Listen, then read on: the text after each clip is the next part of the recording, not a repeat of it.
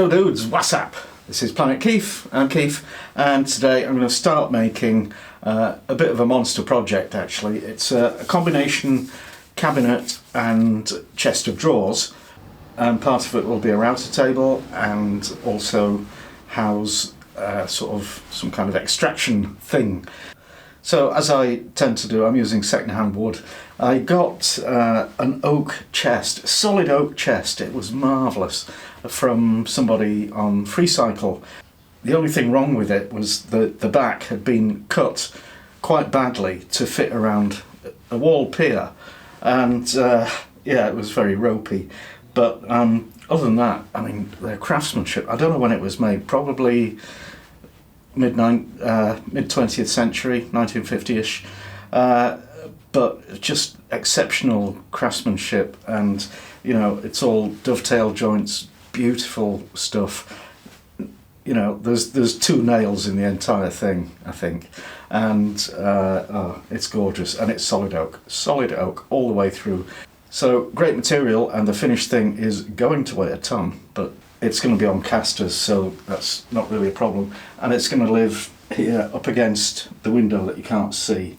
So generally, but if I need to machine a long piece on the router, then I'll move it on its lovely wheels. Right, here's my fabulous design drawing. So that squiggle there is the sliding mitre saw. It's just going to sit on this section, and this squiggle here is the router bit protruding through a hole in the top of the cabinet, and some kind of fence mechanism behind it, which I haven't worked out yet. A door on this side, and the vacuum extraction thing inside there, and then the 3 drawers, and there will be a space at the top, and it'll be bigger than that because this is nowhere near to scale, and the casters on the bottom. And also that's misleading because there will need to be a big chunk of timber as a kind of spacer, so that we get the top up to the same height as my workbench. So there you go. This is how we design things. So this is what we got. This bit will be the top, and I'm going to have to patch it with some extra timber that's from the other side of where that raggy cutout was, to get the length that I need. And then this will be the bottom. We'll get rid of that. And you can see here, this had been the side, so you can see where the oak rails to fit the shelves onto had been. And then my cabinet will have 2 sides, a centre divider, and also a door for the router and extraction bit. So for those, I've got the original 2 doors. So these aren't actually matched halves. They're from the other door. One is from the other door. But I've cut it in half because they're very wide. I've stripped the original finish, which was this very dark brown. So I'll strip that with paint stripper, and then I've applied a coat of domestic bleach just to lighten the whole thing up, and I'll sand that down probably, but I don't want to get too obsessive about the finish. So that's the main bits of woodwork, and then down here under my bench there are 3 drawers which are also acquired via Freecycle, but obviously came from something else. But also those are really good craftsmanship too, and they've got an oak face. Now other components, I've got 3 pairs of drawer runners, which I got from a DIY superstore that was closing down. Goodbye home base, what a shame. But I got those for like 40% off. And then these nylon casters, which are quite big and chunky, and 2 of them have brakes, so that's very useful. And again, I got these second hand, if you like, from the scrap store for £1 each. So far we haven't spent a lot. But then I got this wet and dry vacuum cleaner to be my dust extractor, and yeah, that was brand new. That was £45 from Screwfix. But yeah, it's a no messing hoover basically. So my goal today is to fit the drawers. I've never done this before, so it could be challenging. And what's going to be even more challenging is that this side panel isn't the same width as the base.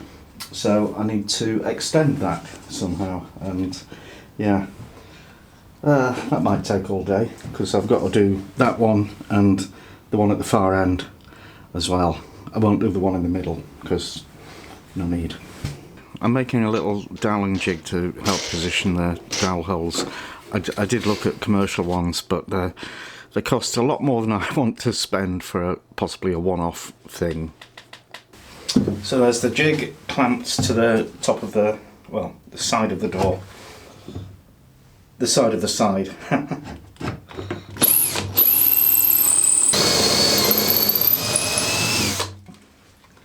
Okay, these are reasonably well aligned, so I won't fix it completely yet because I need to glue it. Okay, there it is. I'm pretty happy with that. It turns out that these extension bits are about 1 millimetre thinner than the door, but I can live with that. It's flush on this side, so that's cool. Some of the existing pieces have a rebate in the back, which I'm going to utilise to pop the back panel into, but this bit didn't, so guess what? I made one with my Aldi router, and it's really good. I'm really thrilled by that. If you're an experienced woodworker, you'll think, nah, rebate, no problem, anybody can do it, baby's job. But for me, that is a major achievement. And if you look at my previous reviews of assorted routers, you'll know why. Now, I wanted to get on and start building, but I've just noticed that there's a slight problem with this bottom piece because it's a bit warped. So what I'm going to try and do, and I don't know if this will work, is just screw this across diagonally, and then I need to put a frame underneath anyway to raise the height, so we finish up with the same height as the workbench. Here it is. It's I fixed the wobble, I think, and I fixed this base frame on. You'll notice it's set back quite away from the edges, except the back, and that's because we'll have these big old casters on there, and I don't want them sticking out and making me trip over them. Right, next thing will be to fix the drawer slides onto the end and middle panels. Really not looking forward to that. Right, I'm kind of trying to put it all together, and it's a case of you can't do that till you've done that, but you can't do that till you've done that. So it's a lot of temporary fixing, wiggling and trial and error. But anyway, so I've got the far side, the left, no, that's the right hand side as you're looking at it, just fixed temporarily. And I was going to use dowels to fix these vertical panels, and then realised what a stupid idea that was because they're just nowhere near strong enough. So I've got these galvanised steel brackets, which will do the trick. So this is the middle panel. This is one of the drawers, the bottom drawer. So I fixed the runners on the sides of the drawer. I fixed the corresponding runners on the upright panels, the carcass panels, and now I need to get a position for this centre panel. Alright, so there's the middle panel, temporarily fixed. There's the bottom drawer.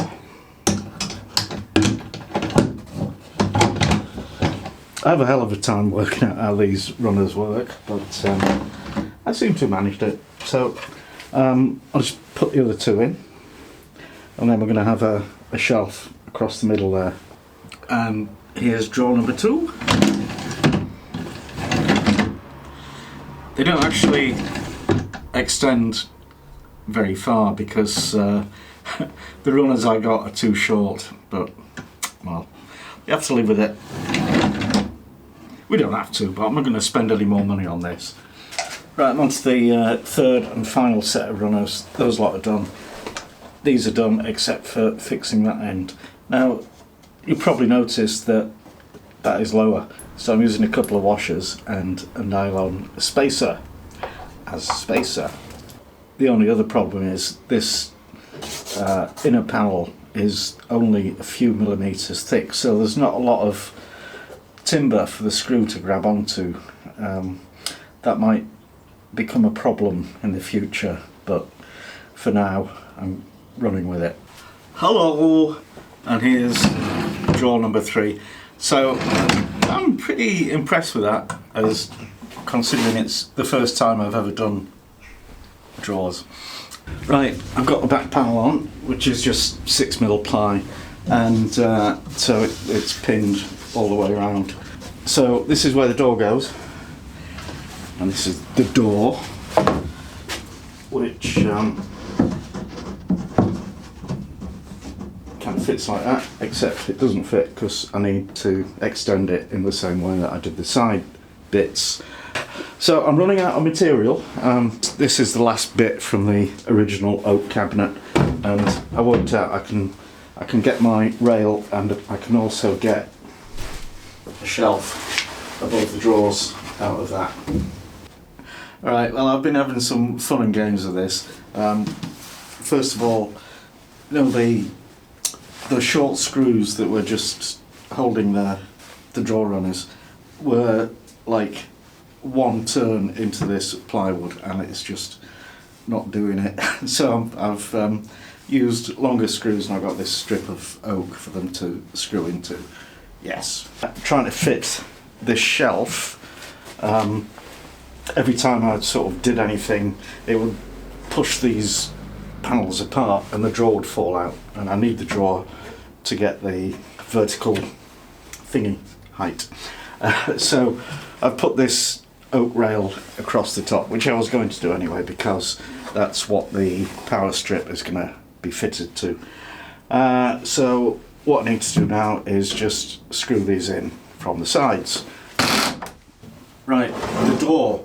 I mentioned earlier it's not quite wide enough. It needs something about 4 centimetres thick added to it, and I've completely used up all the bits of timber from the original oak chest, but fear not, I had this chunk of oak that I bought a couple of years ago as part of a party pack and never did anything with, and that, as it happens, is 4 centimetres wide, which is perfect.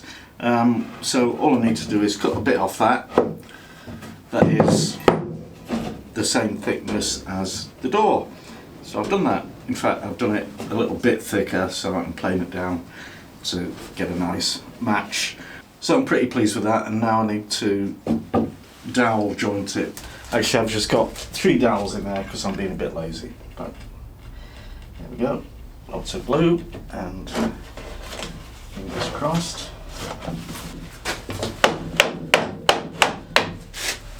So I've never got around to buying any actual sash clamps, which is what you'd need to hold something like this together. But so I'm using my G clamp and F clamps. How musical. Leave those alone until the glue sets. Right, I know I might have said I don't mind it looking a bit tatty and kind of, you know, grungy, but this is a bit more grunge than I actually want to cope with. I mean, you know, I could cope with it, but I just happen to have this angle trim, which is oak, and there just happens to be a bit more of it than is needed to just pop that on the front and on the sides. How about that? That's cool. So I need to cut some mitres in it, and I'm going to use my sliding mitre saw, and I am slightly worried that, you know, it's a sledgehammer to crack a nut, and this might just all, you know, splinter into smithereens. It might get wrecked, but we'll see. Here we go then.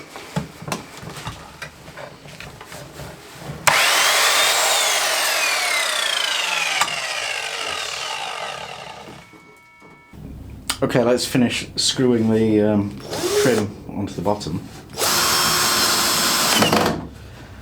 And yeah, that is pretty fab.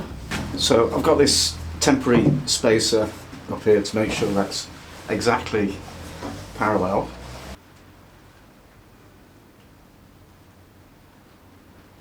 And down here I've just screwed this little block in to stop the door from receding into the depths of the cupboard, never to be seen again. Okay, so I've been faffing about with the door to get the hinge end edge straight, true and square. It turns out this door panel's got a bit of a warp on it. Of course it has. So yeah, I think I'll just have to kind of compromise and fit it in a slightly wonky manner, which is what I normally do anyway, so shouldn't be a problem. I think I might have to shave a couple of mil off the top or the bottom so we get clearance, so the damn thing will open. I got all excited because I found the brass hinges from the original chest, which, you know, must be 50 odd years old or more. But one of them is fine, and the other one got slightly bent when I was trying to get it out. So I've got these bog standard stainless steel. Not as nice, but they'll do the job. Okay, cut my rebate and let's screw the hinge on this on the door side.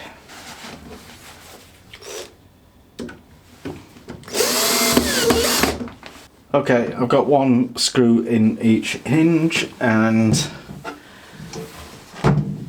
yeah, the door doesn't close properly. So I think what it is the inner face of this rebate. If I shave something off that, it should pop in, and yeah, should be okay.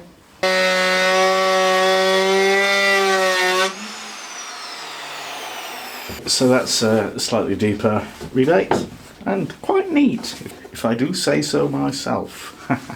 And I do. So yeah, that closes pretty well, but you know, this bottom corner is always going to stick out. Okay, I'm just putting the casters on, and I've discovered that the two that haven't got brakes also don't swivel, so I'm putting those on the back. Right peeps, we have the finished bottom part of the chest. And the wheels go around, and we've got nice door and drawer pulls fitted, and we've got a broken finger. In here we've got the vacuum.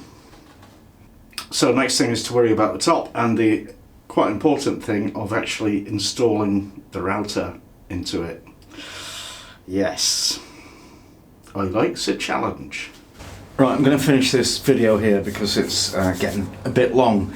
I'll continue in the next one where I'll fit the router to the tabletop, fit the top to the cabinet, and do all the bits and bobs with the fence. So that'll be fun. And if you enjoyed this video, give it a like, share, subscribe, etc. And thanks for watching, and see you next time.